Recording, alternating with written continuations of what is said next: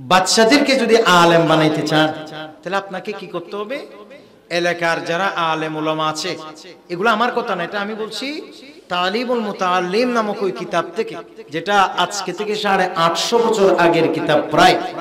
সেখানে আল্লামা বুরহানুদ্দিন আয-জারনুসি রাহমাতুল্লাহ আলাইহি বলতেছে, বলে তুমি যদি তোমার সন্তানকে আলেম বানাইতে চাও তাহলে গ্রামে গঞ্জের ছোটখাটো যারা আলেম ওলামা আছে তুমি তাদেরকে ইজ্জত করবা, ইহতিরাম করবা, এবং পাশাপাশি তুমি তাদেরকে হাদিয়া তোহফা দিবা। এই উসিলায় আল্লাহ পাক সুবহানাহু ওয়া তাআলা তোমার সন্তানদেরকে আলেম বানাই দেবে। সুবহানাল্লাহ বলেন। তারপরে বলে তোমার সন্তান যদি কোনো কারণে আলেম নাও হয় কোনো কারণে, আল্লাহ তোমার নাতিকে হলে বড় আলেম বানাই দেবে। জোরে বলেন সুবহানাল্লাহ। الذي خلق الموت والحياة ليبلوكم أيكم أحسن عملا وهو العزيز الغفور। একটু জোরে বলুন না সুবহানাল্লাহ। আল্লাহ বলেন অবশ্যই আমি আল্লাহ তোমাদের হায়াত এবং তোমাদের মওত, এই যে আমি আল্লাহ সৃষ্টি করেছি, তোমাদের হায়াত এবং তোমাদের মওত সৃষ্টি করেছেন কে? সবাইকে বলতে হবে কে? আল্লাহ বলেন আমি হায়াত, আমি তোমাদের হায়াত এবং তোমাদের মওত আমি আল্লাহ যে সৃষ্টি করেছি সেটার একটা লক্ষ্য উদ্দেশ্য, সেটার একটা কারণ হলো আমি পরীক্ষা করে দেখছি তোমরা কারা কারা আমি রব্বে কারীম আল্লাহ তাআলার জন্য ভালো কাজ করছো। আর নিশ্চয়ই আল্লাহ পাক সুবহানাহু ওয়া তাআলা বলেন পরাক্রমশালী, পরাক্রমশালী এবং ক্ষমাশীল। উচ্চ আওয়াজে বলুন সুবহানাল্লাহ। প্রিয় ভাইরা আমার, কুরআনুল কারীমের এই আয়াত থেকে আমাদের কাছে খুবই স্পষ্ট হয়ে গেল আল্লাহ আমাদেরকে কি কারণে সৃষ্টি করেছেন। নিশ্চয় একটা কারণ আছে না নাই? মাত্র না কি আছে? কারণ। কি কারণ? কারণ হল যে আরা হারা নেক আমল করি, আরা হারা ভালো আমল করি, আরা হারা আল্লাহ পাক সুবহানাহু ওয়া তাআলার রাজি করি, আরা হারা আল্লাহ পাক সুবহানাহু ওয়া তাআলার খুশি করিতে পারি। ইয়ানুদে আরার সৃষ্টির হারণ ইয়ানুল্লাহ আল্লাহ পাক সুবহানাহু ওয়া তাআলা আমাদের হায়াত দিয়েছেন, আমাদের মওত দিয়েছেন। একটু জোরে বলুন না সুবহানাল্লাহ। তার মানে আমাদেরকে যে আল্লাহ হায়াত দিয়েছে এটা একটা আল্লাহর নিয়ামত, মাত্র না। হায়াত এটা আল্লাহর, জোরে বলেন হায়াত এটা আল্লাহর। এমনকি শুধু হায়াত না, আল্লাহ যে আমাদেরকে মৃত্যু দিয়েছে, যদি মানুষের মতো মানুষ হতে পারে এই মৃত্যু এটাও আমাদের জন্য একটা নিয়ামত। একটু জোরে বলবেন না সুবহানাল্লাহ। মৃত্যু এটা আমাদের জন্য নিয়ামত। অনেকেই বলতে পারেন হুজুর আমাদের হায়াত যে নিয়ামত এতে কোনো সন্দেহ নাই, এটা আমরা বিশ্বাস করছি। দুনিয়ার বিভিন্ন নাজ নিয়ামত ভোগ করছি, আমরা দিনাতিপাত করছি, এই যে আমাদের হায়াত এটা যে একটা আল্লাহর নিয়ামত এতে কোনো সন্দেহ। কিন্তু মৃত্যু কিভাবে আমাদের জন্য নিয়ামত? বলেন মৃত্যু কিভাবে আমাদের জন্য নিয়ামত? মনে রাখবেন মৃত্যু মুমিন বান্দাদের জন্য নিয়ামত। একটু জোরে বলবেন না সুবহানাল্লাহ। মৃত্যু মুমিন বান্দাদের জন্য কি নিয়ামত? এটা অনেক বড় নিয়ামত, এটা হাদিয়া। হাদিসের বিভিন্ন সূত্রে বর্ণিত হয়েছে, বলে মুমিন বান্দাদের জন্য মওত এটা আল্লাহর পক্ষ থেকে একটি উপহার। সুবহানাল্লাহ বলো। এটা আল্লাহর পক্ষ থেকে একটা কি উপহার। সুতরাং উপহার সবসময় নিয়ামত। বলেন উপহার সবসময় নিয়ামত। প্রিয় ভাইরা আমার, আল্লাহ পাক সুবহানাহু ওয়া তাআলা বলেন আল্লাযী খালাকাল মাউতা ওয়াল হায়াতা, আমি আল্লাহ তোমাদের হায়াত এবং তোমাদের মওত সৃষ্টি করেছি। সৃষ্টি করেছি কি জন্য? বলে আমি তোমাদেরকে পরীক্ষা করে দেখছি তোমরা কারা কারা এই দুনিয়ায় ভালো আমল করছো, নেক আমল করছো। তার মানে বোঝা যায় এই দুনিয়া এটা আমাদের জন্য একটা পরীক্ষার কেন্দ্রের মতো। কথা বলেন ঠিক কিনা? পরীক্ষাটা আমাদের জন্য একটি, এই দুনিয়াটি আমাদের জন্য একটি পরীক্ষার কেন্দ্রের মতো, ঠিক না বেটি? পরীক্ষার হলে গেছেন, আপনার সামনে খাতা আছে, আপনার সামনে কলমও আছে, আছে আছে আপনার সামনে প্রশ্নও আছে, আপনি লিখতেও জানেন। এখন বাকি দায়িত্ব হচ্ছে আপনার। পরীক্ষার হল যিনি গার্ড পড়েছেন, হল গার্ড আপনাকে খাতা বুঝিয়ে দিয়েছেন, হল গার্ড আপনাকে প্রশ্ন বুঝিয়ে দিয়েছেন, হল গার্ড আপনাকে আপনি কলমের ব্যবস্থাও করেছেন। তার মানে এখন কি লিখবেন নাকি না লিখে বসে থাকবেন? এই দায়িত্ব কোনো স্যারের না, এই দায়িত্ব কোনো হল গার্ডের না, এই দায়িত্ব কোনো হুজুরের না, এই দায়িত্ব হচ্ছে যার খাতা তার। কথা বলেন ঠিক কিনা? আপনার দায়িত্ব কি? এটা আপনাকে বুঝিয়ে দেওয়া হয়েছে। বলেন না ঠিক না বেটি? অনর হয়ে দিয়ে দে, তুমি এখন পরীক্ষার হলো তাইছু, এখন তোমার হামুল দিয়ে কি গরণ? প্রশ্ন চাইছি, উত্তর লেহন। মাথা না কি গরণ? লেহন, উত্তর লেহন। এখন উত্তর রাতে সারা রাত শিক্ষণ, কিন্তু পরীক্ষার হলো যাই না হতে মাথা হমরার হলম্মা গালল বৈতিক্ষণ না মাথের হলমা হড়লে বৈতিক্ষণ গালল বৈতিক্ষণ। তো পরীক্ষা যে রেজাল্ট বাইরে অনেক হসত পাইবেন নম্বর নমাতে নম্বর হওয়া পাইবেন। হ্যাঁ, গণার বাদ দি এবার গণানো যায়। বলছে এবার এনে নম্বর তো পাইতো না, এবার ডিম পাইবো দে মাতো না কি পাইবো? আর এবার খাদ হইবে না, এবার ডাইরেক্ট গুড়ার ডিম নমাতে। ঠিক নেবে? ঠিক। কি ডিম? গুড়ার ডিম। ডিম গুড়াই কোনো ডিম পারে না, ও যেটা সারে দেয় এটার গুড়ার ডিম বানিয়ে দিছে, যেটা খাওয়াটাও কিছু যায় না। কথা বলেন ঠিক না? আমি যে কথা বলতে চাই সেটা হচ্ছে মনে রাখা দরকার, এই দুনিয়া এটা হচ্ছে আল্লাহর বান্দাদের জন্য পরীক্ষার কেন্দ্রের মতো। এখন আল্লাহ আপনাকে বলে দিয়েছেন, এই বান্দা আমি তোমার হায়াত সৃষ্টি করেছি শুধু বড় বড় বিল্ডিং বানানোর জন্য নয়, আমি তোমার হায়াত সৃষ্টি করেছি শুধুমাত্র বিরাট ব্যবসা বাণিজ্য করবার জন্য নয়, আমি তোমাকে হায়াতের মতো নিয়ামত দিয়েছি বাচ্চাদেরকে শুধুমাত্র তুমি ডাক্তার, ইঞ্জিনিয়ার, শিক্ষিত, জ্ঞানী, গুণী এগুলি বানাবা শুধু সেজন্য নয়। তো কি জন্য আল্লাহ তুমি আমার হায়াত দিয়েছো? আল্লাহ বলেছেন আইয়ুকুম আহসানু আমালা, আমি তোমাদের ভেতর থেকে তোমাদেরকে পরীক্ষা করছি, তোমাদের মধ্যে কারা কারা আমি আল্লাহর জন্য নেক আমল করতেছো। একটু জোরে বলো না সুবহানাল্লাহ। তার মানে এটা আমাদের পরীক্ষার কেন্দ্র নামাতের, এটা আমাদের পরীক্ষার কেন্দ্র। এখানে আমাদের লিখতে হবে, লিখতে হবে মানে ভালো কাজ করতে হবে। সুবহানাল্লাহ বলে। কি কাজ করতে হবে? কি কাজ? প্রিয় ভাইরা আমার, নবী করিম সাল্লাল্লাহু তাআলা আলাইহি ওয়াসাল্লামের অসংখ্য হাদিস বিভিন্ন সূত্রে বর্ণিত হয়েছে। সেখানের ভিতরে একটা হাদিস এভাবে আছে, আমার নবী বলেন ইযা মাতাল ইনসানু ইনকাতা আমলুহু। নবী বলেন উম্মত তোমরা যখন মরে যাবা, বলে না তোমরা যখন মরে যাবা সে সময় তোমাদের সমস্ত নেক আমলের দরজা বন্ধ হয়ে যাবে। বলেন না তোমরা যখন মরে যাবা সে সময় তোমাদের নেক আমলের দরজা কি হয়ে যাবে? বন্ধ হয়ে যাবে। নামাজ পড়তে চাইলে নামাজ পড়ার সুযোগ আছে? নাই। নামাজ পড়তে চাইলে নামাজ পড়ার সুযোগ পাওয়া যাবে না। মৃত্যুর পর যদি দান করতে চান দান করার সুযোগ পাওয়া যাবে না।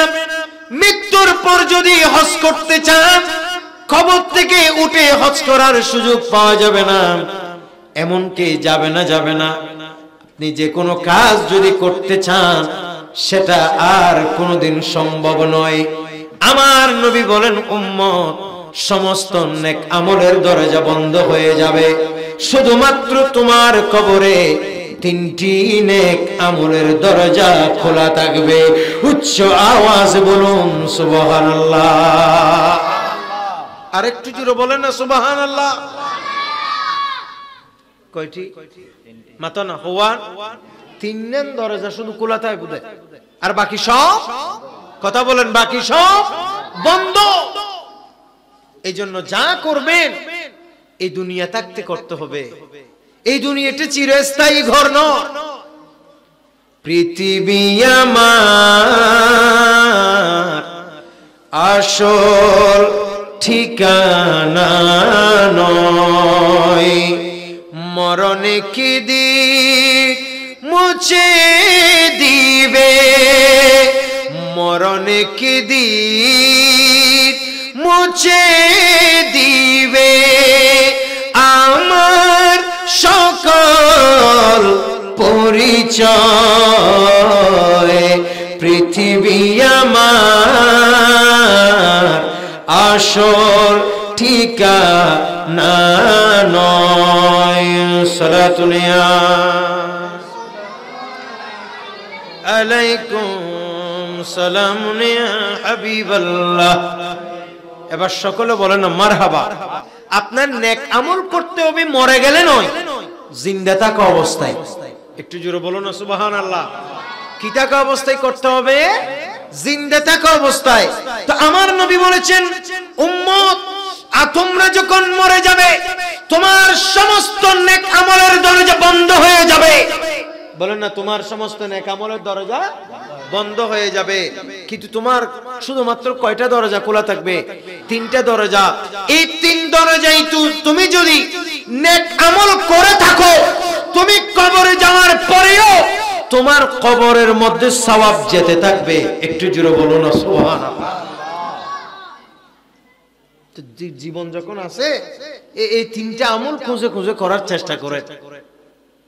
কথা বলেন, কয়টা আমল? আমল বেশি না, তিনটা। প্রিয় ভাইয়ের আমার, নবী করিম সাল্লাল্লাহু তাআলা আলাইহি ওয়াসাল্লাম বলেছেন, সেখানের ভিতরে নাম্বার 1 ওয়া সাদাকাতুন জারিয়া। এক নম্বরে হলো সদকায়ে জারিয়া। একটু জোরে বলুন না সুবহানাল্লাহ। এক নম্বরে হলো সদকায়ে জারিয়া। সদকায়ে জারিয়া কি জিনিস অনেক মানুষ জানেন না, মনে রাখা দরকার। সদকায়ে জারিয়া বলা হয় আল্লাহর ঘর মসজিদ বেঁধে দেয়া, আল্লাহর নবীর ঘর মাদ্রাসা বেঁধে দেয়া, এমনকি মানুষের হাঁটার জন্য একটা রাস্তাঘাট করে দেয়া, মানুষের জন্য ফল ফলাদি কিংবা ছায়াদান বৃক্ষ রোপণ করা, এগুলি সব সদকায়ে জারিয়া। এই কাজটা যদি করে থাকেন, আমার নবী বলেন তুমি কবরে চলে গেলেও তোমার কবরে ওই ভালো আমলের সওয়াব যেতে থাকবে। কবরে গিয়ে নামাজ পড়ার সুযোগ নেই, রোজা রাখার সুযোগ নেই, এমনকি কবর থেকে উঠে হজ করার সুযোগ নাই। বলে না, হজ করারও সুযোগ নাই। কিন্তু আমার নবী বলেছেন, কেউ যদি সদকায়ে জারিয়া করে, একটু জোরে বলুন না সুবহানাল্লাহ। বলে না, সদকায়ে কি করে? জারিয়া করে। তাহলে ওই মানুষ কবরে যাওয়ার পরেও তার কবরে সওয়াব যেতে থাকবে, তার কবরে সওয়াব পৌঁছাতে থাকবে। বলেন আল্লাহু আকবার। এই জন্য সদকায়ে জারিয়ার কাজ করে। এই মসজিদ বাঁচছে, এখানে হিসাব দেখলাম আমি বসে বসে, মসজিদ মাদ্রাসার একটা হিসাব এখানে আমার সামনে আছে। দেখা যাচ্ছে যে মাদ্রাসায় ব্যাপক টাকা, প্রায় 1.5 লক্ষ টাকার কাছাকাছি মাদ্রাসার টাকায় এক বছরে ঘাটতি আছে। তারপরে মসজিদে দেখা যাচ্ছে প্রায় 1 লাখ টাকার কাছাকাছি পুরো এক বছরে ঘাটতি আছে। এই যে আপনার আমার ঘরের পাশের এই মসজিদ, এই মাদ্রাসা, যদি এগুলি দেখতে সাধারণ মসজিদ মনে হচ্ছে, যদি এগুলি দেখতে সাধারণ ঘরের মতো দেয়াল মনে হচ্ছে, কিন্তু মনে রাখবে এই মসজিদে যারা দান করবে, এই মাদ্রাসাতে যারা তালিবে ইলমের জন্য যারা দান করবে, আমার নবীর হাদিস প্রমাণ করছে আপনি তো দান করে খবরে চলে যাবেন, কিন্তু আপনি যে এই দান করেছেন সেই দানের সওয়াব যতদিন মসজিদ টিকে আছে, যতদিন মাদ্রাসা টিকে আছে, এই মসজিদ মাদ্রাসার দানের সওয়াব আপনার কবরে কিয়ামত পর্যন্ত আবাদুল আবাদ পৌঁছাতে থাকবে। জুড়ে বলেন সুবহানাল্লাহ। এটার নাম সদকায়ে জারিয়া। টিয়া তুলিদ না আবার নডরাইও হদিবে টিয়া তুলিব দে ফলা বাইল দিদি না, টিয়া তুলিদ ন জানি, তবে এটা বলি এটা হচ্ছে সদকায়ে জারিয়া। কোনটা? এই মসজিদে দেয়া, মাদ্রাসায় দেয়া। সকলে বলেন মারহাবা। আপনারা দেন দেন না, যে না দিলে লক্ষ লক্ষ টাকা কেমনে খরচ হইছে, কেন ঘাটতি যা হইছে কম হইছে, তার মানে আপনারা দেন মাশাআল্লাহ। সকলে বলেন মারহাবা। আর এই এলাকার মানুষ এরা অসম্ভব আন্তরিক, বিশেষ করে যারা প্রবাসী ভাইয়েরা, তারা বিরাট মনের অধিকারী। এলাকার যারা যে সমস্ত মানুষেরা আছে, যতটুক আমি আসার পরে শুনলাম, এই এলাকার মানুষ অতটাই আন্তরিক আল্লাহর দ্বীনের কাজে, রাসূল করিম সাল্লাল্লাহু আলাইহি ওয়াসাল্লামের দ্বীনের কাজে। আল্লাহর বান্দারা এতটাই আন্তরিক যে এই বান্দাগণের সাধ্য যা আছে, বরঞ্চ আমি শুনেছি সাধ্যের চেয়ে আরো বেশি দান করে। সকলে বলেন মারহাবা। এটা তো অনেক বড় কথা। মসজিদ কমিটি, মাদ্রাসা কমিটির সাথে কথা বলে যেটুকু আমি জানলাম যে এলাকার মানুষ অনেক আন্তরিক, এটা অনেক বড় ব্যাপার, ঠিক কিনা? তা আমরা বলবো যে এই দানগুলো অমর দান। বলেন এই দানগুলো কি দান? অমর দান। আপনি মরে যাবেন কিন্তু আপনার এই দানগুলো অক্ষত রয়ে যাবে। একটু জোরে বলুন না সুবহানাল্লাহ।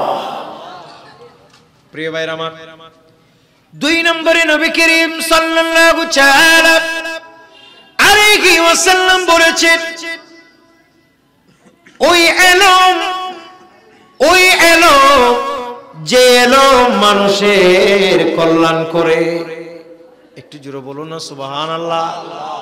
আপনারা অনেকে বাচ্চাদেরকে হিফজখানায় দিয়েছেন, মাদ্রাসায় দিয়েছেন, ঠিক কিনা? যারা দিওনেরই আপনারা অনেক বড় পরম সৌভাগ্যবান। প্রিয় ভাইরা আমার, আপনার এই ছেলে একদিন হাফেজে কোরআন হবে, আপনার এই ছেলে থেকে আরেকদিন আরেকজন হাফেজে কোরআন হবে, আপনার ছেলে থেকে একজন হাফেজে কোরআন হবে, অথবা আপনার ছেলেকে আলেম বানাইছেন, আপনার ছেলে আরেকজনকে আলেম বানাইছে, তিনি একজনকে আলেম বানাইছে, অথবা তিনি একজনকে হাফেজ বানাইছে, তিনি একজনকে হাফেজ বানাইছে। আপনার সন্তান, আপনি মরে যাবেন, আপনার সন্তানের সওয়াব আপনার কবরে যেতে থাকবে। এমনকি আপনার সন্তানও যদি মারা যায়, আপনার ছেলে যে আল্লাহর কোরআনের খেদমত করেছেন, এলমের খেদমত করেছেন, ওই এলমের খেদমতের সওয়াব আপনার সন্তানের কবরে কিয়ামত পর্যন্ত যেতে থাকবে। সুবহানাল্লাহ। সকলে বলেন না মারহাবা। আজকে আমাদের যিনি প্রধান অতিথি, আমাদের পরম শ্রদ্ধেয় উস্তাদ হুজুর আল্লামা ফকিহ মিল্লাত, এই ভারত উপমহাদেশের সবচেয়ে বড় বড় ফকিহদের মধ্যে বর্তমান যুগে যদি লিস্টি করা হয়, সেখানের মধ্যে একেবারে ফার্স্টের কাতারে যেই সব বুজুর্গানে দিন, মুফতিয়ানে কেরামের নাম লেখা থাকবে, আমি নির্দ্বিধায় বলতে পারি সেখানে একজন আমার উস্তাদ হুজুর আল্লামা মুফতি ওসিউর রহমান আল কাদেরী হবেন। সকলে বলেন মারহাবা। আমরা আমাদেরকে আপনারা মুফতি লিখছেন না, আমাদের গুলো এমনিতে মুফতি, আমাদের গুলো এমনি নামে মুফতি, ঠিক কিনা? আমরা হলাম মুফতিতে পড়ছি এই জন্য লেখে মানুষ মহব্বত করে, কিন্তু আসল মুফতি আমরা নই। কথা বলেন, আসল মুফতি আমরা নই। এই জন্য আমি মানুষকে নিষেধ করি, আমি কেউ নাম জিজ্ঞেস করলে বলি যে শুধু মোহাম্মদ আব্দুল আজিজ রজবী। কেউ যদি জিজ্ঞেস, মানুষ একজনের থেকে একজন শুনতে শুনতে সকলে দেয়, কিন্তু আসলে আমরা মুফতি নয়। তা আসল মুফতি কারা? এই যুগে আসল মুফতি হচ্ছেন আজকের মাহফিলে যিনি প্রধান অতিথি, আমাদের পরম শ্রদ্ধেয় উস্তাদ হুজুর আল্লামা মুফতি সৈয়দ ওসিউর রহমান আল কাদরি মাদ্দাজিলহুল আলী সহ এ আমাদের যে সমস্ত হযরতে ওস্তাজে গ্রামীগণ আছেন তিনারা কথা বলেন ঠিক কিনা? এই যে আমাদের অনেক উস্তাজরা ইন্তেকাল করেছেন ঠিক কিনা? আমার উস্তাজ হুজুর আল্লামা সলিমউদ্দিন হায়দার রাহমাতুল্লাহ আলাইহি ইন্তেকাল করেছেন। আমাদের উস্তাজ হুজুর আল্লামা শেরে মিল্লাত মুফতি নাঈমি রাহমাতুল্লাহ আলাইহি ইন্তেকাল করেছেন। আমাদের উস্তাজ হুজুর আল্লামা প্রিন্সিপাল জালালউদ্দিন আল কাদরি রাহমাতুল্লাহ আলাইহি ইন্তেকাল করেছেন। আমাদের উস্তাজ হুজুর আল্লামা আমিনুল করিম রাহমাতুল্লাহ আলাইহি ইন্তেকাল করেছেন। তে উনারা যে ইন্তেকাল করেছেন কিন্তু উনারা যে ইলমে দ্বীনের খিদমত করেছেন ঠিক কিনা? তিনারা আমাদেরকে পড়িয়েছেন। শুধু আমাদের, আমি তো একটা উদাহরণ দিচ্ছি, আমি না, আমাদের চেয়ে অনেক বড় বড় উপরের দরজার মুফতি, আমাদের চেয়ে অনেক বড় বড় উপরের দরজার মুহাদ্দিসদেরকে পড়িয়েছে, বড় বড় শাইখুল হাদিসদেরকে পড়িয়েছে, বড় বড় মুফাসসিরিনে কেরামদেরকে পড়িয়েছে। এই সমস্ত হযরতে কেরামগণ ইন্তেকাল করেছেন ঠিক আছে, তিনারা যে দুনিয়াতে ইলমের খিদমত করেছে, আমাদেরকে পড়িয়েছেন, বড় বড় আলেমদেরকে পড়িয়েছে, কিন্তু ইলমের খিদমত করার কারণে কবরে চলে গেলেও যাদেরকে পড়িয়েছেন ওই সমস্ত আলেম ওলামাদের ইলমের চর্চার সওয়াব তাদের কবরে যেতেই আছে। এমনকি আমার নবীর হাদিস বলে এভাবে কিয়ামত পর্যন্ত যেতে থাকবে। ঠিক নেবে ঠিক? এ হুজুর আল্লামা শেরে মিল্লাত মুফতি নাঈমি রাহমাতুল্লাহ আলাইহি আমরা অনেক বড় বড় আলেমদেরকে পড়িয়েছেন ঠিক নেবে ঠিক? কথা বলেন না ঠিক কিনা? আমি আমাকে পড়িয়েছেন, আমাকে আমরাও তো পড়েছি আলহামদুলিল্লাহ, এটা আমি বলছি না, আমরা তো একেবারে নগণ্য। বড় বড় আলেমদেরকে পড়িয়েছে।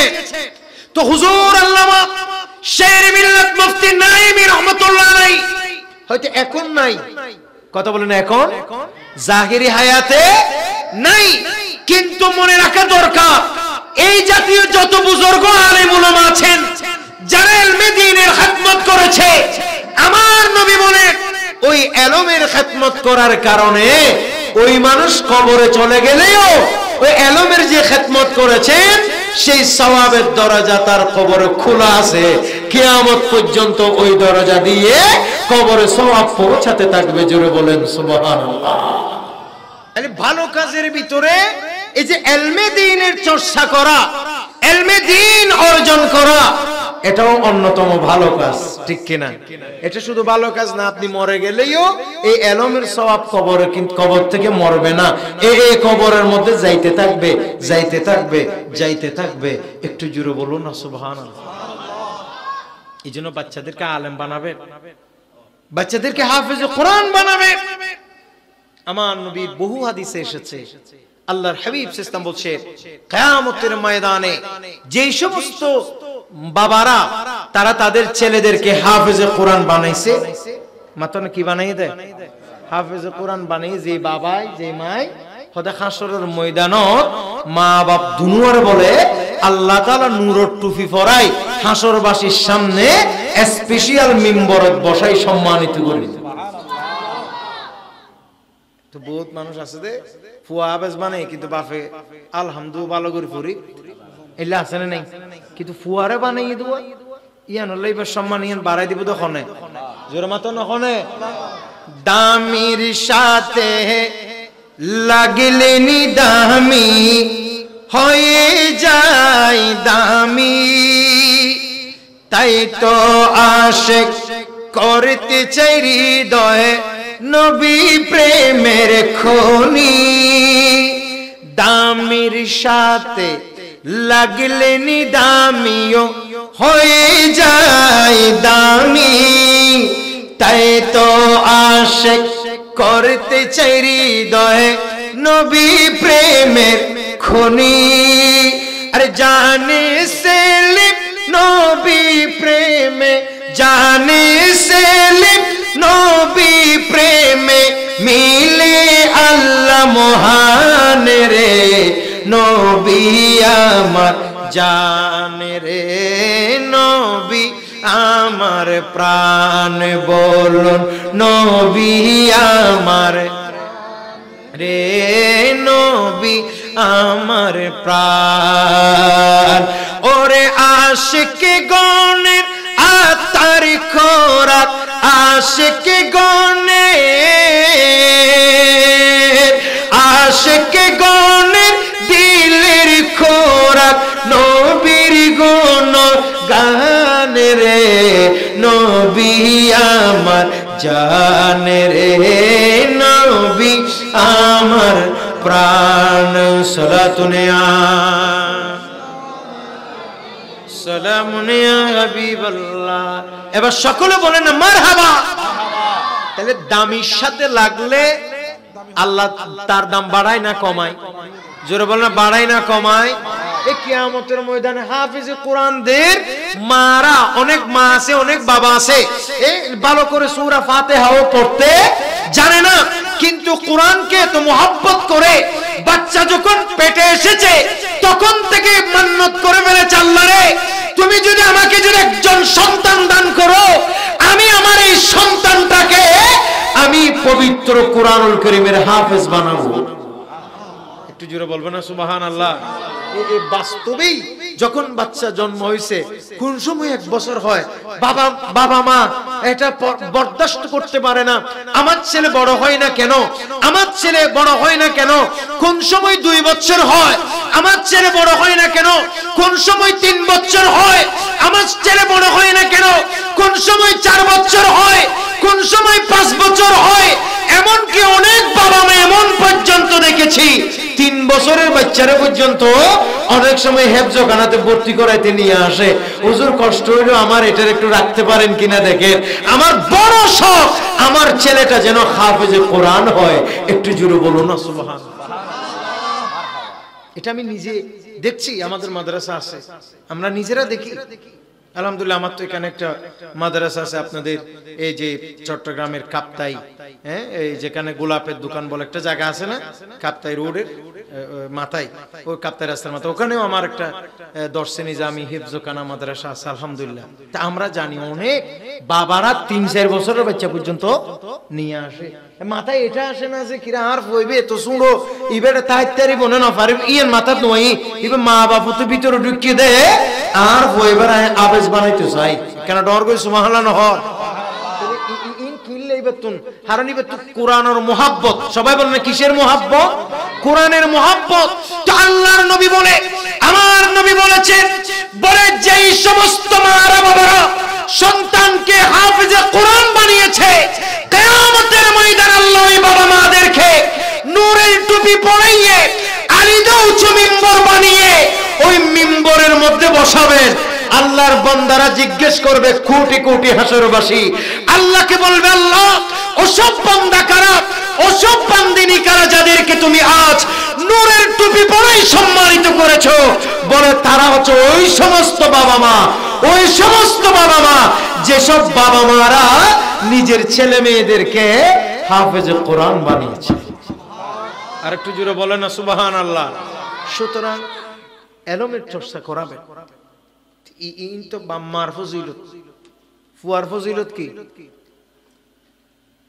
ছেলের ফজিলত কি আল্লাহ পাক সুবহানাহু ওয়া তাআলা যেই ছেলে হাফেজে কোরআন হইছে তার কি ফজিলত এই এখানে যারা আছো বাবুরা তোমাদেরকে বলতেছি তোমাদেরও ফজিলত আছে কি আছে বলো তোমরা বলো ছোটরা বলো বাবা তোমরা বলো কি আছে তোমাদের কি আছে এজন্য চংবং করবা না ঠিক আছে দাইটাই যাবা না অনেকে মাদ্রাসা থেকে দাই যাও কাঁদবা না ইনশাআল্লাহ যদি হাফেজে কোরআন হও আল্লাহ তোমাদেরকে অনেক মর্যাদা অনেক মর্তবা আল্লাহ তোমাদের জন্য রাখছে সকলে বলো মারহাবা তোমাদের জন্য অনেক ফজিলত রাখছে কে বলো না কে বাচ্চাদেরকে বলতেছি আপনাদেরকে না আদর করে বলতেছি সবাই আমার ছেলের মতো ছোট ছোট নুরানি চেহারা নিষ্পাপ ব্যাগুন হন না আলহামদুলিল্লাহ ব্যাগুন নুরানি চেহারা নিষ্পাপ ফোন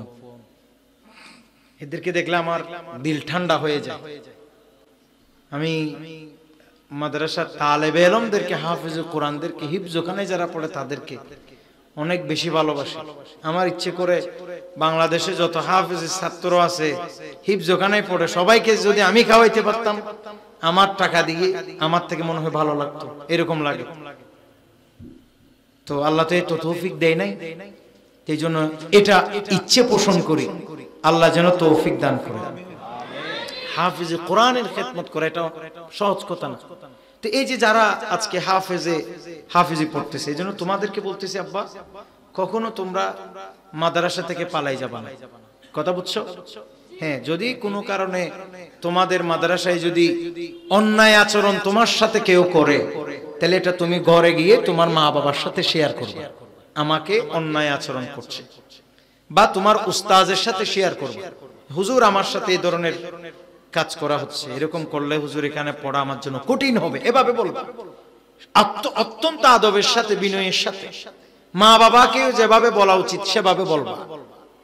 কিন্তু কোনোভাবে মাদ্রাসা থেকে পালিয়ে যাওয়া যাবে? যাবা পালাই যাবা? পালাই গেলে হুজুর হয়ে যাবে, হুজুর আয় দেয়, ঠিক আছে? বহুত অসুবিধা নজানতে। এদিন একজন আর অনুজ্ঞাই হুজুর আর জানাতে গিয়ে দি 14 দিন তুই অলরেডি বাপ মাই থানা যাইনে হুজুরুল্লাহ মামলা কেন গড়ি দি ফেলাই অলরেডি দেখা যাতে মামলা ইন্দি থানা তো মা বাপ বাইরে হুজুরি বাবল হাঁটা জারি কি হটে যাত দেখে তো ফুয়াই বড় রাস্তা বাদাম হাট অবাজ্য 14 দিন পরে বাদাম হাট দিয়ার আগে কি হাই আল্লাহ জানে পরে বাস্তবে দিনের ঘটনা। এই যে যাই কেলে বহুত ঘটনা হয়, এত লাই ফুয়াশা এই এফজাহান করেন বহুত কঠিন হাস, আর এটা 24 ঘন্টা শতানে ডেয়ার দেন নরে না মাথায়, ঠিক নেবে ঠিক। ইতেরা যে কোরআন শরীফ ফরের ফুঁতে উড়ি যায় ইনকি শতানে 70 ফোন লান না, ইতে জলি ফুরি ছাই হইন স্যার, ইতে চেষ্টা নগরের কুত্তা ধরি টানি ধরি বললাই কিল্লে উড়োর বেড়া দাইজা গুছো না না মাথায়, ঠিক নেবে ঠিক। এই যে শয়তানের সাথে যুদ্ধ করে তারা গভীর রাতে উঠে তাহাজ্জুদ পড়ছে, আল্লাহর কোরআনের তিলাওয়াত করছে, এটার বিনিময় কি? আমার নবী বলেন হাশরের ময়দানে আল্লাহ পাক সুবহানাহু ওয়া তাআলা হাফেজে কোরআনদেরকে বলবে, এই হাফেজে কোরআনরা তোমরা একটি কোরআনের আয়াত তিলাওয়াত করো আর তোমরা এক ধাপ উপরে উঠে যাও। তারা আল্লাহর কোরআনের তেলাওয়াত করবে, লিফটে যেভাবে পলকে অনেক উপরে নিয়ে যায়, আল্লাহ তাদেরকে সেভাবে মর্তবা ফজিলত দান করবে জান্নাতে। আল্লাহ পাক সুবহানাহু ওয়া তাআলা প্রত্যেকটি এরকম আয়াত তিলাওয়াত করবে, আর বিনিময়ে মহান রব্বি করিম আল্লাহ জান্নাতে তাদেরকে এরকম উঁচু বালাখানা দান করবেন। জোরে বলেন সুবহানাল্লাহ। এই জন্য বাচ্চাদেরকে হাফেজ কোরআন বানাবে, আলেমে দ্বীন বানাবে, জীবনটাকে সাজিয়ে দিবেন কে? জোরে বলেন না কে? আরে ভাই, আপনি ডাক্তার বানাবেন, কবিরাজ বানাবেন, অমুক বানাবেন, ইঞ্জিনিয়ার বানাবেন, কিন্তু 1 লাখ ডাক্তার একজন হুজুর আল্লামা ওসিউর রহমান আল কাদেরের সমান পাবে? পাবে? কখনো পাবে না। কারণ এটা আল্লাহর পক্ষ থেকে বন্টিত হয়েছে আলেমে দ্বীনের জন্য, হাফেজে কোরআনের জন্য এই সম্মান। সকলে বলেন মারহাবা। আমি আবার কোন পেশাকে আমি এটাকে আমি তুচ্ছতাচ্ছিল্য করছি না, একটা বুঝানোর জন্য বললাম। একজন মানুষ আলেমকে কি সম্মান করে, আল্লাহু আকবার, সুবহানাল্লাহি ওয়া বিহামদিহি। আল্লাহ আমাদেরকে বুঝার তৌফিক দান করুন।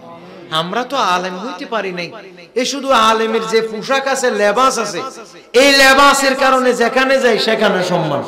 আলহামদুলিল্লাহ বলে, যেখানে যাই সেখানে আল্লাহর হুকুম। একটা আমি গতকালকে রাজশাহী গেছি, সাথে কেউ যাই নাই, যেহেতু আমার টাইম কম, আমার এই মাহফিলে আসতে হবে, আমি গেছি ফ্লাইটে, তো আমার সাথে তো কেউ নাই, আমার সাথে একটা ব্যাগ আছে, আমার কোনো মানে ব্যাগ ধরার কোনো মানুষ নাই, কিন্তু আল্লাহর কি মেহেরবানি, যেখানে নামি ব্যাগ হাতে দেখে কেউ একজন আসি ব্যাগটা নিয়ে ফেলে, বলে হুজুর আপনি কোথায় যাবেন, আমি নিয়ে দিই। এটা আমি তখন আশ্চর্য হয়ে যায়, আমরা তো কোনো আলেম না। এই যে মানুষ আমাদেরকে এত সম্মান, এত তাজিম করছে, এটা একমাত্র আলেমের লেবাসের কারণে। কথা বলেন ঠিক কিনা? তো একটা লেবাসের যদি এত দাম হলে, একটা পোশাকের যদি এত দাম হলে, যেই ব্যক্তি বাস্তবে আলেম হতে পেরেছে করেছে, আল্লাহ তাকে কত দাম দিবে, কত সম্মান দিবে, একটু জোরে বলুন আল্লাহ। এটা তো বলার অপেক্ষা রাখে। সুতরাং বাচ্চাদেরকে হাফেজ কোরআন বানান, আলেমে দ্বীন বানান। প্রিয় ভাইরা আমার, নবী করিম সাল্লাল্লাহু তাআলা আলাইহি ওয়াসাল্লাম বলেছেন, তুমি যদি মরে যাও, বলে না, তুমি যদি মরে যাও, তোমার আমলনামা সকল দরজা কি হয়ে যাবে? ওমা মাতো না, বিয়াগুনে মাতো বন্ধ হয়ে যাবে। শুধুমাত্র 3টি দরজা তোমার খোলা থাকবে। সেখানের ভিতরে 3 নম্বর যেটি, সেটি হলো, সেখানের ভিতরে যেটি 3 নম্বর, আমার নবী বলেন সেটি হলো ওয়ালাদান সালিহান ইয়াদউ লাহু। বলে 3 নম্বরে হলো একজন নেককার সন্তান দুনিয়াতে রেখে যাওয়া। যেই সন্তান বাবা মার জন্য দোয়া করে, আল্লাহ পাক সুবহানাহু ওয়া তাআলা ওই সন্তানের দোয়ার ওসিলায় ওই বাবার কবরটাকে আল্লাহ জান্নাতের বাগান বানাই দেয়। সুবহানাল্লাহ। বাচ্চাদেরকে আলেম বানান, হাফেজ কোরআন বানান, নেককার বানান। আপনি মরে যাবেন, কিন্তু এই বাচ্চা যে দোয়া করবে, রব্বির হামহুমা কামা রাব্বায়ানি সগীরা, যতবার এই ছেলে আপনার জন্য দোয়া করবে, ততবার আল্লাহ ওই বাবার মর্যাদা বুলন্দ করে দেবে। যেন বাচ্চাদেরকে নেককার বাচ্চা বানান, ভালো সন্তান বানান। ঠিক নেবে ঠিক। এমনি অনেক মানুষ আছে ইংলিশ মিডিয়ামে পড়ায়, কোরআনের কোনো খোঁজ খবর নেই। ভালো ভালো স্কুলে পড়াইতেছে, কিন্তু আল্লাহর কোরআনের কোনো খবর।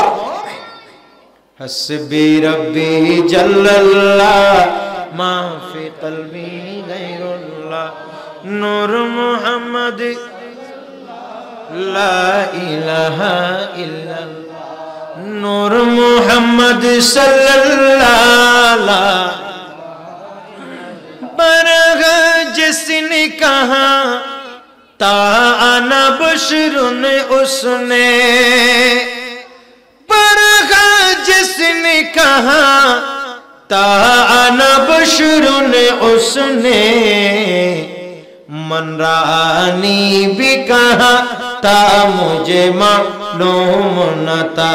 हस्बी रब्बी जल्लल्लाह मा फी कल्बी गैरुल्लाह, नूर मुहम्मद ला इलाहा इल्लल्लाह, नूर मुहम्मद ला इलाहा इल्लल्लाह। सलातुन या সালামুন ইয়া হাবিবাল্লাহ। এবার সকলে বলেন না মারহাবা। আমি বললাম যে আমাদের দেশে অনেক মানুষ আছে বাচ্চাদেরকে দামি দামি স্কুলে পড়ায়, প্রতিষ্ঠানে পড়ায়, কোনো অসুবিধা নেই। আল্লাহ যখন তৌফিক দিয়েছে, আপনি আপনার ছেলেকে মানুষ করেন। আপনার ছেলে ডাক্তার না হলে ভালো, তাহলে প্রজন্মত চিকিৎসাহীন হয়ে মারা যাবে। আমরা চাই আপনার ছেলে মানুষ হোক, কিন্তু মনে রাখবেন যেই স্কুলে দেন, যেই প্রতিষ্ঠানে দেন, আপনাকে সর্বাগ্রে যেটাকে বেশি গুরুত্ব দিতে হবে, যে সাবজেক্টকে সবচেয়ে বেশি আপনি গুরুত্বের সাথে দেখবেন, সেটা হচ্ছে আপনার এই ছেলে মহাগ্রন্থ কোরআনুল কারীম তেলাওয়াত করতে জানে কিনা। কথা বলেন ঠিক কিনা? এবং কোরআনে যেই বিধিবিধান আল্লাহ পাক সুবহানাহু ওয়া তাআলা দিয়েছে, সেই বিধিবিধান আপনার ছেলে মেয়ে মানছে কিনা, বাস্তব জীবনে আমল করছে কিনা, আপনি একজন বাবা হিসেবে সেটাও দেখা আপনার দায়িত্ব। কথা বলেন ঠিক কিনা? কিন্তু সমাজে এই জায়গায় চরম অবহেলা। মাতন না সমাজের মাঝে এই জায়গার মাঝে মানুষ বড় অবহেলা। ভাই না মাইতো ইকেছন কি আপনারা বিরক্ত হচ্ছে? সমাজের মানুষ এই জায়গায় চরম অবহেলা করছে। আল্লাহ পাক সুবহানাহু ওয়া তাআলার কোরআনুল কারীম শিক্ষা, এটাকে মানুষ ওই যেভাবে ইংরেজি শিক্ষাকে যেভাবে গুরুত্ব দিচ্ছে, যেভাবে প্রজন্ম গণিত শিক্ষাকে গুরুত্ব দিচ্ছে, যেভাবে কম্পিউটার সায়েন্স শিক্ষাকে যেভাবে গুরুত্ব দিচ্ছে, এর অনেক জায়গায় অনেক বাবা মারা এর 100 ভাগের 1 ভাগও আল্লাহর কোরআন শিক্ষার প্রতি বাচ্চাদেরকে গুরুত্ব দিচ্ছে না। কথা বলেন ঠিক কিনা? অথচ কত বড় ভুল করছে। যে কোরআন চিনবে না, সে কোরআন, যে কোরআন চিনবে না, সে সাহেবে কোরআনকে কিভাবে চিনবে? নবী করিম সাল্লাল্লাহু আলাইহি ওয়াসাল্লামকে কিভাবে চিনবে? নবী করিম সাল্লাল্লাহু আলাইহি ওয়াসাল্লামকে চিনবে না, সে আল্লাহ পাক সুবহানাহু ওয়া তাআলাকে চিনার কোন সুযোগ আছে? যে আল্লাহকে চিনবে না, যে রাসূল চিনবে না, যে আল্লাহর কোরআন চিনবে না, বুঝবে না, যে রাসূল করিম সাল্লাল্লাহু আলাইহি ওয়াসাল্লামের সুন্নাহ চিনবে না, এই মানুষটা জীবনে কোনোদিন বাবা মা চিনবে? কথা বলে, বাবা মা বুঝবে? শ্বশুর কি, শাশুড়ি কি, বাবা কি, মা কি, এগুলো বুঝবে? কি করবে? কিছুদিন পড়া টড়া পড়ে যখন বাবা মারা যখন পড়ালেখা করাইয়া শরীর টরীর যখন মোটা করে দিবে, বাহুটা হতে যখন শক্তি চলে আসবে, ওই ছেলে এবার বলবে, বাবা আমি অনেক ব্যস্ত হয়ে গেছি, এখন তোমাকে সময় দেওয়ার সুযোগ আমার নাই। মাকে স্পষ্ট জানিয়ে দিবে, মা সময় অনেক দিয়েছি, এখন সময় দেবার কোনো সুযোগ নাই, সুতরাং তোমরা বৃদ্ধাশ্রমে চলে যাও। একটু জোরে বলেন না নাউজুবিল্লাহ? আর একটু জোরে বলেন না নাউজুবিল্লাহ?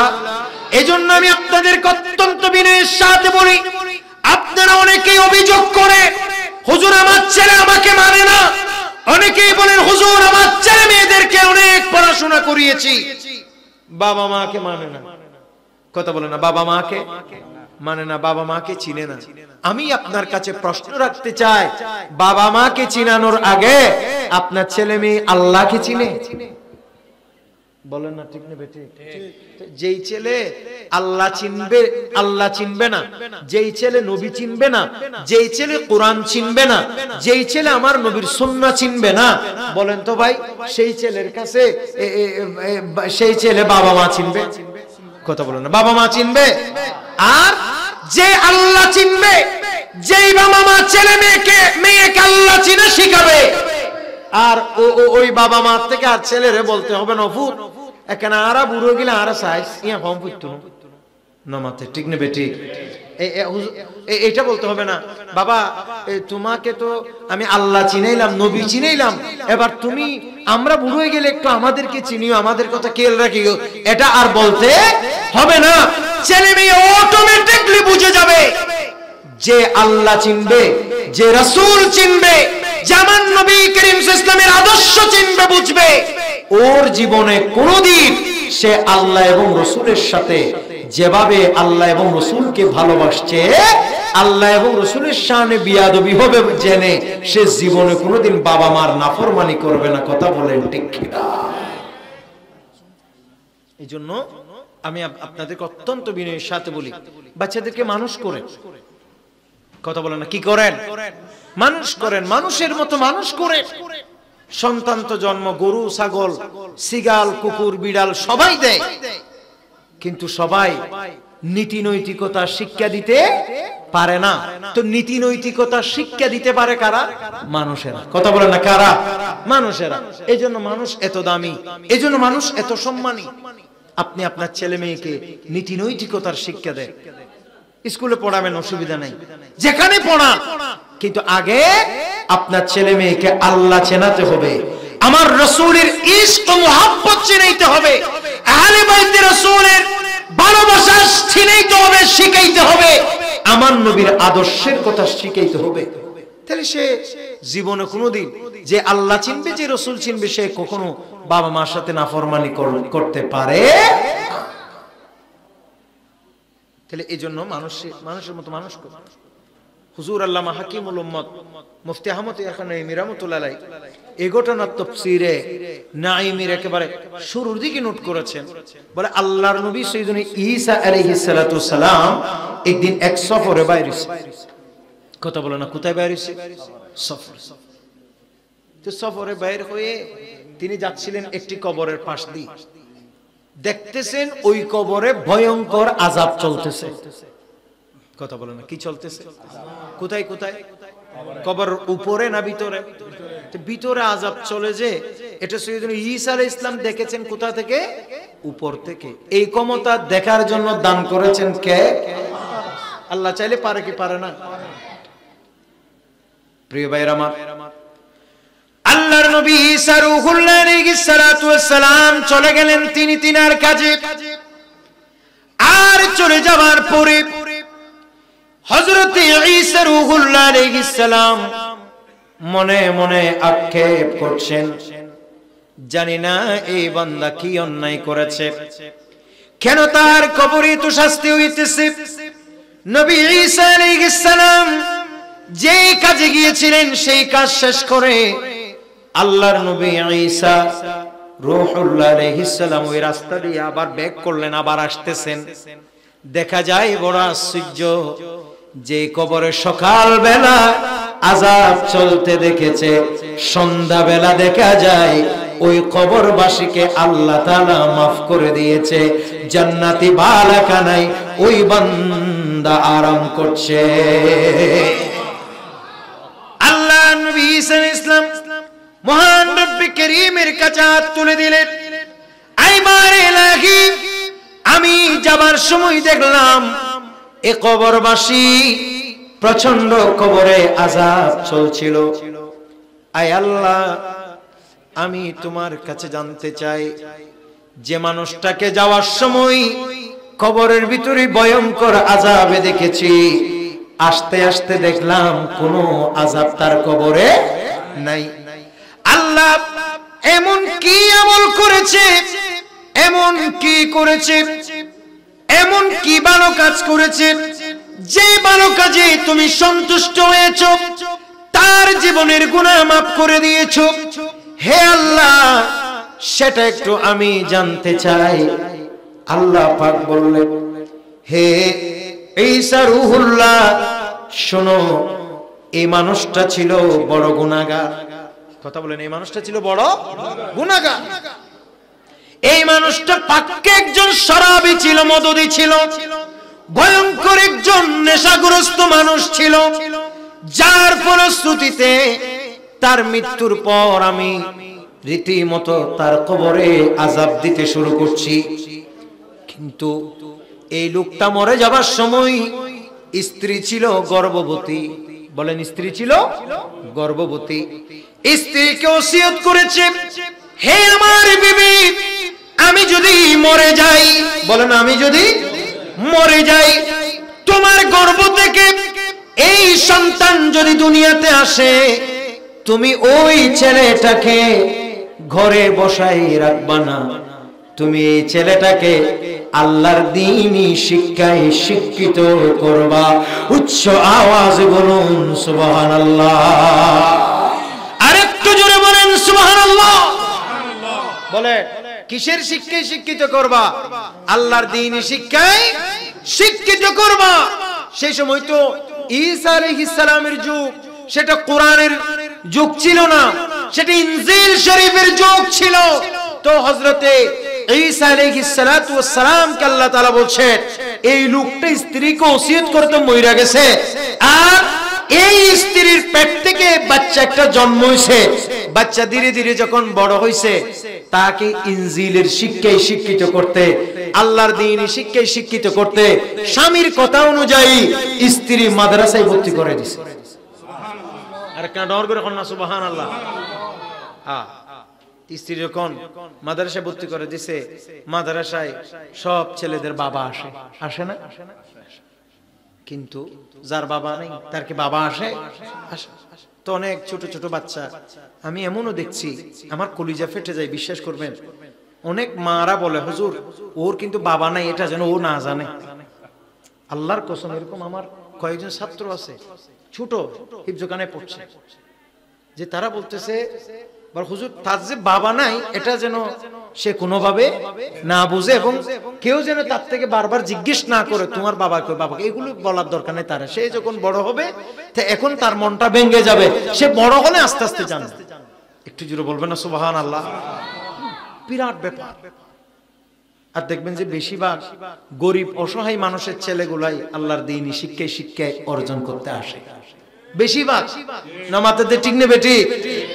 কারণ এখনো বেশিরভাগ মানুষ, আমি সবাইকে বলছি না, আবার কেউ নিজের দিকে টেনে নেবার সুযোগ নেই, বেশিরভাগ জায়গায় আমি আমার ব্যক্তিগত জরিপে দেখেছি এখনো পর্যন্ত যাদের সিনার ভিতরে এলমের গুরুত্ব আছে, আলেমে দ্বীনের মর্যাদা আছে, হ্যাঁ আল্লাহর দ্বীনের ফজিলত বুঝে, বেশিরভাগ গরিব মানুষ। বলেন না বেশিরভাগ কি মানুষ? আমাদের মতো যারা অসহায় গরিব নিতান্ত নেহায়, তারা খুব কম ধনী মানুষ আছে যারা ফজরের বেলা জামাতে নামাজ পড়তেছে।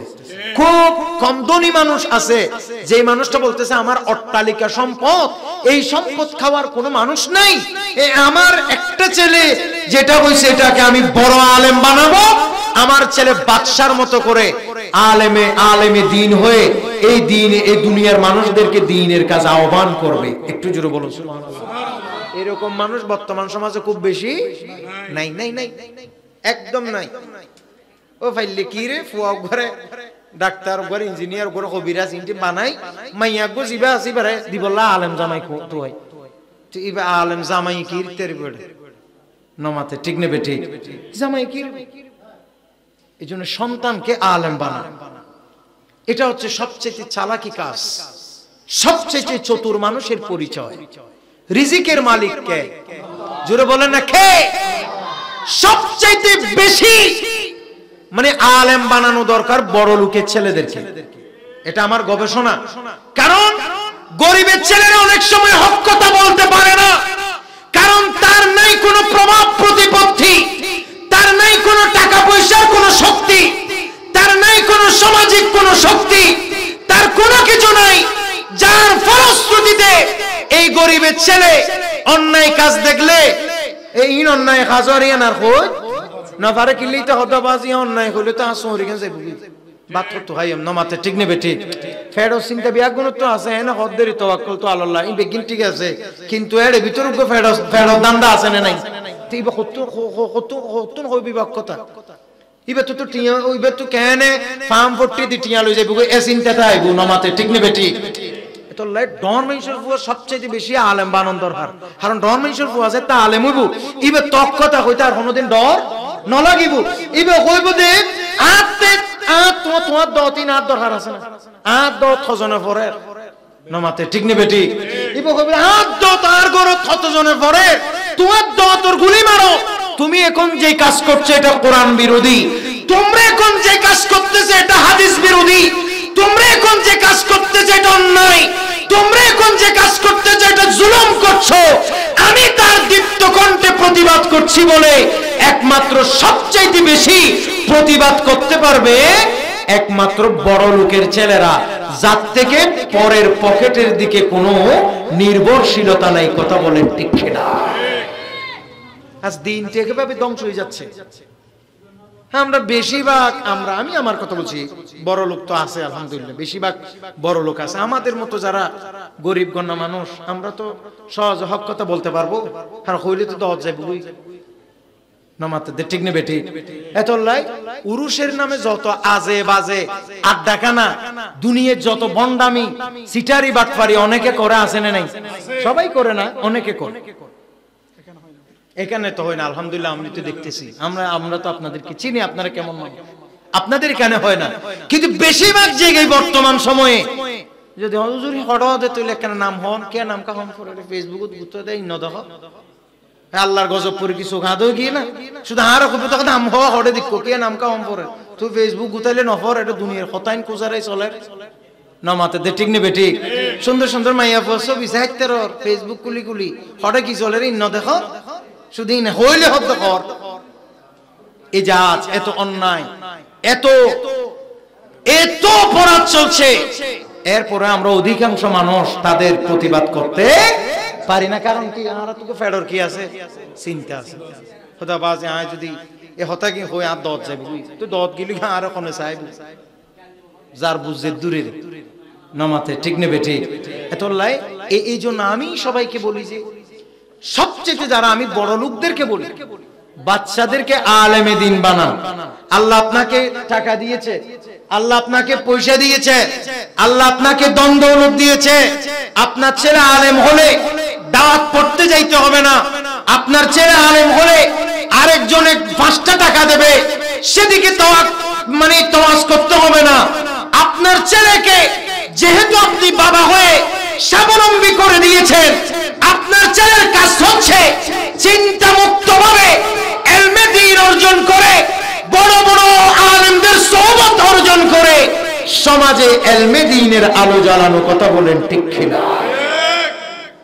এটা বড় লোকের কাজ, এটা বেশিরভাগ বড় লোকের কাজ।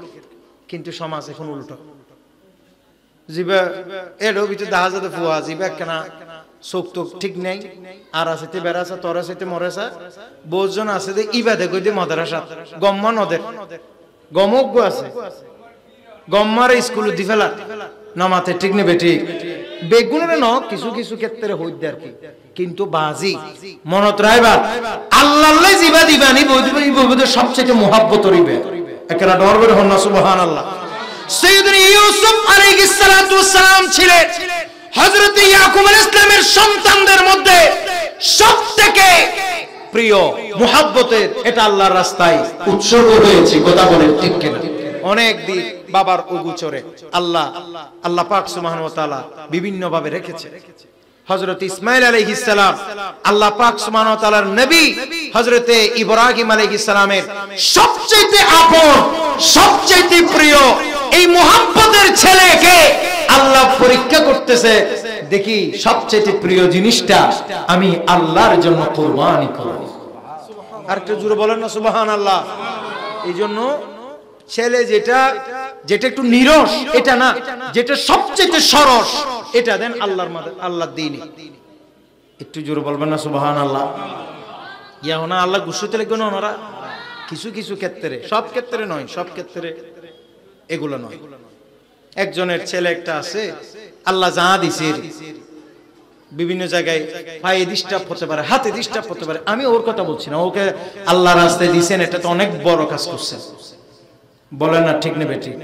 তবে আমি আমাদের দেশের একটা জিনিস খুবই এটা মানে খুবই খারাপ লাগে, সেটা হচ্ছে আমাদের দেশে দেখা যায় যে ভিক্ষা করতে গেলে জিবে কি করতে যাই, ওইলে জুব্বা ঘাত দিব, নইলে পাঞ্জাবি ঘাত দিব না মাথায়, ঠিক নেবে ঠিক?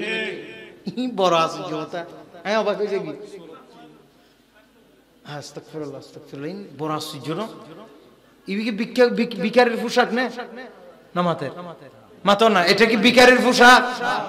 জুব্বা পাঞ্জাবি, এই যে টুপি পাগড়ি, এগুলি যদিও আমরা আমাদের দেশে এগুলি ভিক্ষুকরা অনেক সময় অনেক জায়গায় পড়ছে, কিন্তু আসলে তো এগুলো ভিক্ষুকের পোশাক না, এগুলো রাজার পোশাক, বাদশার পোশাক, সম্রাটের পোশাক, এমনকি ইমামুল আম্বিয়া নবী রহমতুল লিল আলামিনের পোশাক। কিন্তু মানুষ ও দুনিয়া কামাই করার জন্য ভিক্ষুক ও বুঝি কি সদাবাজে আত্ম যদি দান্দা করতে মনে হরিবা গাদ দিন, নইলে আরে কিয়া দিত নমাতে, ঠিক নেবে ঠিক? এটা হলো নুয়াজ ফরক আর নফরক, দাড়ি রায় দি কিয়া নইলি তারে ফরাত নদী, তোর দাড়ি নেই বলি ওই নমাতে, ঠিক কিনা? বড় আফসোস। এই জন্য আল্লাহর দ্বীনের খেদমত করে বাবারা বাচ্চাদেরকে আলেমে দ্বীন বানান। সকলে বলেন না মারহাবা। ওই আমি বলছিলাম হযরত সাইয়্যিদুনা ঈসা রূহুল্লাহ আলাইহিস সালাতু ওয়াস সালাম, তিনি আল্লাহর কাছে জানতে চাইলেন, আল্লাহ কৈফিয়ত দিচ্ছেন। আল্লাহ বলছেন, আই ঈসা রূহুল্লাহ, আমি তোমাকে বলছি এই লোকটা ছিল অনেক বড় ভয়ঙ্কর গুনাহগার। কথা বলে না, এই লোকটা ছিল অনেক বড় ভয়ঙ্কর গুনাহগার, কিন্তু তার ওসিয়তের কারণে তার একটা ছেলে মাদ্রাসায় দিছে, ফুরকানিয়ে দিছে বা মক্তবে দিছে। তো কয় আজ ফুরকানিয়াতে সবার বাবা আসে, কিন্তু এই ছেলের বাবা আসে না। যে টিভির ছেলের বাবাই বা নাই, মাথা নিবে নাই, তুমি হতো না আইবু হদ্দে বাবা যখন আসে না, মাকে গিয়ে জিজ্ঞেস করছে, মা সকলের বাবা যায়, আমার বাবা আসে না কেন? মা বলছে, বাবা তোমার বাবা তো নেই, তোমাকে ছেড়ে আমাদের ছেড়ে তোমার বাবা আরো কিছুদিন আগে কবরবাসী হয়ে গেছে, সুতরাং তুমি মক্তবে যাচ্ছ, সেখানে তুমি যা পড়বা তা তুমি তোমার বাবার কবরের মধ্যে হাজিরা দিবা। একটু জোরে বলেন সুবহানাল্লাহ। কবরের জিয়ারত এটা অনেক প্রাচীন আমল প্রিয় ভাইরা আমার। এবার হযরত ঈসা রূহুল্লাহ আলাইহিস সালাতু ওয়াস সালাম কে পাক সুবহানাহু ওয়া তাআলা বলছেন ওই ছেলেটা ফুরকানিয়াতে গিয়ে মক্তবে গিয়ে শিখেছে শুধুমাত্র একটি বাক্য। বলো না, শিখেছে শুধুমাত্র একটি বাক্য। এই বাক্যটা বেশি লম্বা নয়, সেটা আপনারা আমরা সবাই জানি। সেটা ছিল বিসমিল্লাহির রহমানির রহিম। শুধু এইটুকু শিখেছে। আর ওই ছোট্ট বাচ্চা বিসমিল্লাহ শরীফ শিখে নিজের বাবার কবরের পারে দাঁড়িয়ে সন্তান পড়তেছে বিসমিল্লাহির রহমানির রহিম। আল্লাহ পাক সুবহানাহু ওয়া তাআলা বলছেন আইসা রুহুল্লাহ, এই লোকটা জীবনে কোনোদিন আমি আল্লাহকে রহমান স্বীকার করে নাই, আমি আল্লাহর কখনো ইবাদত করে নাই, কিন্তু এই মানুষটা ছেলেটাকে আমি আল্লাহর দ্বীনের পথের প্রতীক বানিয়েছে। আর ছোট্ট শিশু সন্তান হয়ে যখন বাবার কবরে এসে দাঁড়িয়েছে, যখন বাবার কবরে বিসমিল্লাহ পড়ছে, আমি আল্লাহ সাথে সাথে ওই বান্দার জীবনের গুনাহ মাফ করে আমি তারে জান্নাতি বানিয়ে দিলাম। সাথে সাথে সন্তানের বিসমিল্লাহ পাঠের উসিলায় আমি আল্লাহ সাথে সাথে তার জিন্দেগীর গুনাহ, এই বাবার জিন্দেগীর গুনাহ মাফ করে আমি আল্লাহ মুহূর্তে তাকে জান্নাতি করে দিয়েছি। তাইলে ভাইরা, সন্তানকে আলেম বানানো দরকার আছে না নাই? কথা বলেন না, আছে না নাই? আমার নবী বলেছেন উম্মত মানুষেরা মরে গেলে সমস্ত আমলের দরজা বন্ধ হয়ে যাবে। আবার বলেন, সমস্ত আমলের দরজা বন্ধ হয়ে যাবে, কিন্তু শুধুমাত্র কয়টি দরজা খোলা? তিনটি দরজা খোলা থাকবে। সেখানের ভিতরে এক নম্বরে হলো সদকায়ে জারিয়া, দুই নম্বরে হলো এলমে দ্বীন দ্বীনি ইলম, তিন নম্বরে হলো নেককার সন্তান। যে সব বাবারা দুনিয়াতে নেককার সন্তান রেখা যায়, ও সব বাবাদের কবরে ওই সন্তানের সওয়াব পৌঁছাতে থাকে। সুবহানাল্লাহ। ওই সব বাবাদের কবরে, ওই সব মাদের কবরে সওয়াব যেতে থাকে। বলেন আল্লাহু আকবার।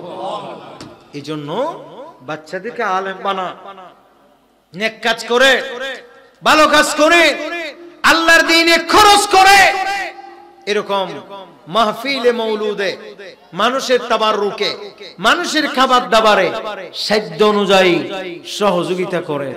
এগুলো সব বড় বড় সদকা। আল্লাহ আপনাকে আমাকে দুনিয়াতে 10 তলা 20 তলা শুধু বিল্ডিং করার জন্য আল্লাহ আমাদেরকে পাঠাই নাই। তো আল্লাহ আমাদেরকে কি কারণে পাঠাইছেন? আল্লাহ তাআলা আমাদেরকে পাঠিয়েছেন সেই একটি কারণ। সেটা কি কারণ?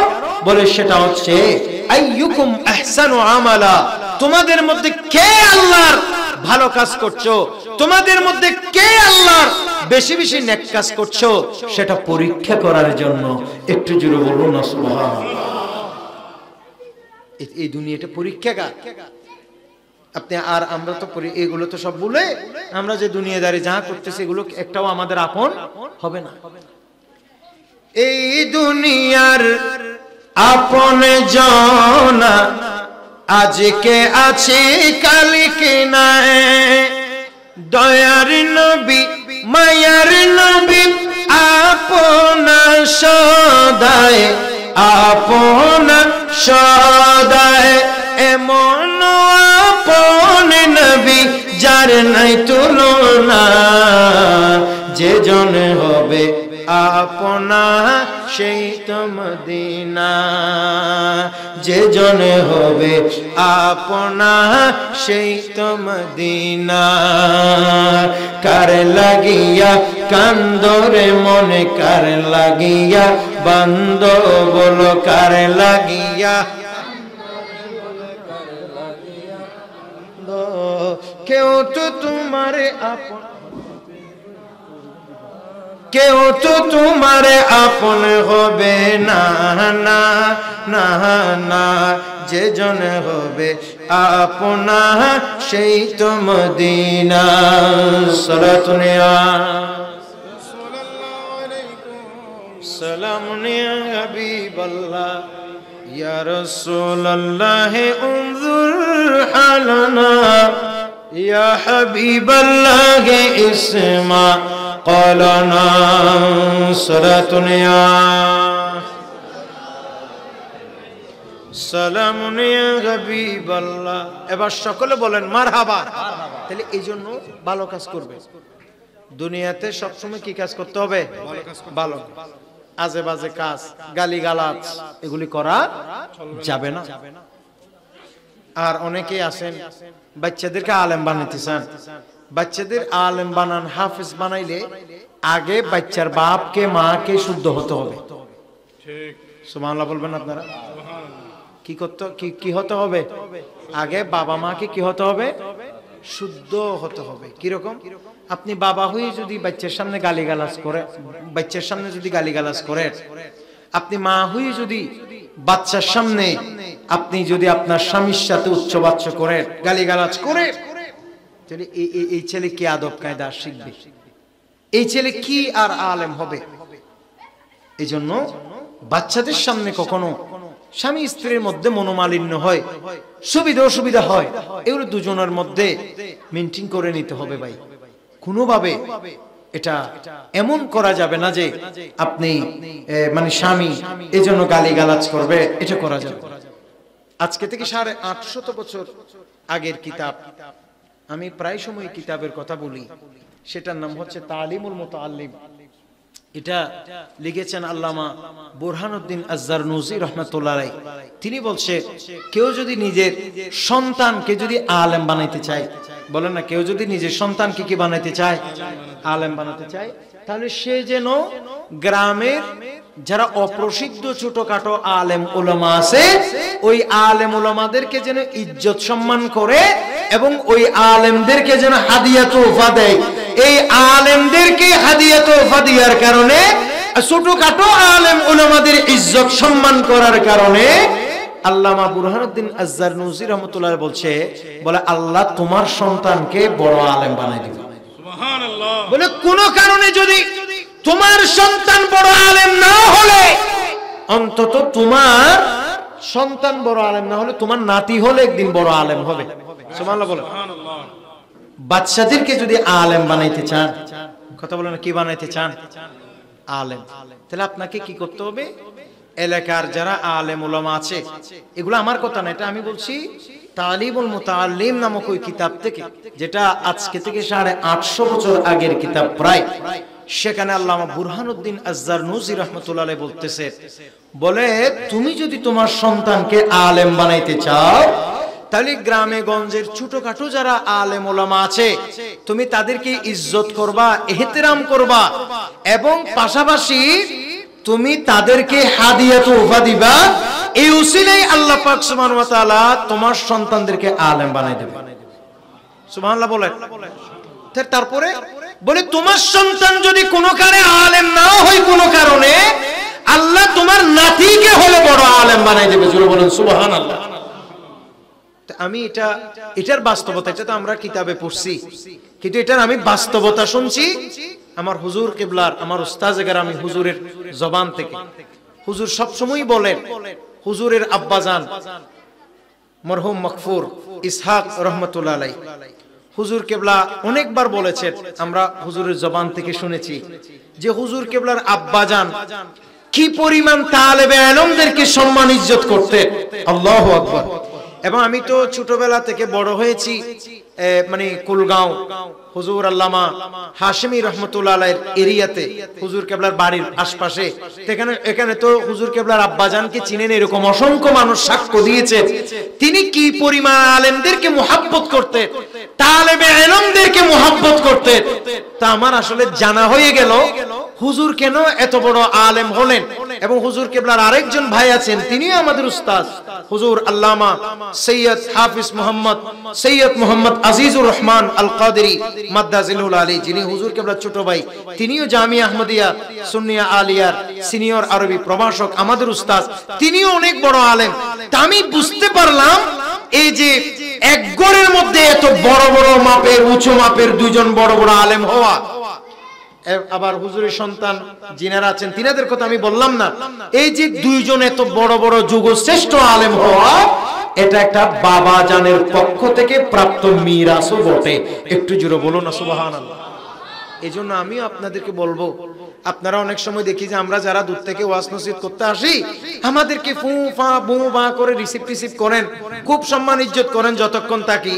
কিন্তু এখানে যারা মসজিদের ইমাম আছে, অনেক সময় মসজিদের ইমামের উপর জীবন সালাম উদ্দ নদে নমাতে, ঠিক নেবে ঠিক, অথচ মূল্য মতর লাগিব দে মসজিদের ইমাম জিবা সিবারে, খতিব জিবা আছে ইবারে, এর আশপাশে যারা আলেম গ্রামে গঞ্জে আছে ইবারে, এত লাই ওনাদের সব সময় পরামর্শ দিই, সবাইকে বলি আগে আপনারা আপনাদের আশপাশে আমরা যারা দূর থেকে মেহমান আসি, ঠিক আছে আমাদেরকে সম্মান ইজ্জত করবেনই বটে, কিন্তু আপনারা পাশাপাশি আপনাদের এলাকায় যারা যে সমস্ত আলেম ওলামা আছে তিনাদের বদনাম করবেন না, দোকানে বসে বসে তিনাদের গীবত করবেন না, তিনাদের দোষ তালাশ করবেন না, বরং ওই গ্রামে গঞ্জের আলেমদেরকে ইজ্জত করবেন, সম্মান করবেন।